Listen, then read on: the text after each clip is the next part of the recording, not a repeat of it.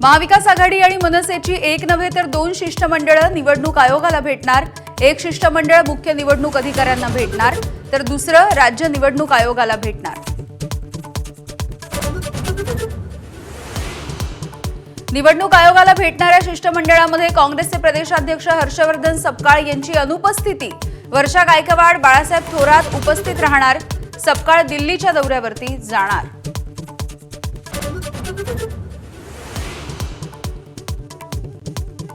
Rohit पवारांनीच Nilesh घायवळला passport मिळवून दिला, राम शिंदेंनी सोडलं मौन।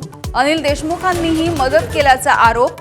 रोहित पवारांचे घायवळसोबत कौटुंबिक संबंध असल्याचा शिंदेंचा दावा। निलेश घायवळच्या पासपोर्टच्या प्रकरणी अहिल्यानगरच्या 2 पोलिसांचीच नोटीस। तत्कालीन पोलीस निरीक्षकासह कर्मचाऱ्यांना चौकशीला येण्याचे आदेश। निलेश घायवळनं प्रतिज्ञापत्र आणि नावासंबंधी दिली होती खोटी कागदपत्र।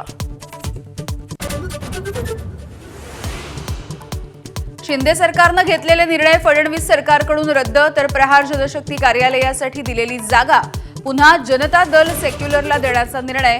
भाजप सरकारचा बच्चू कडूंना दणका।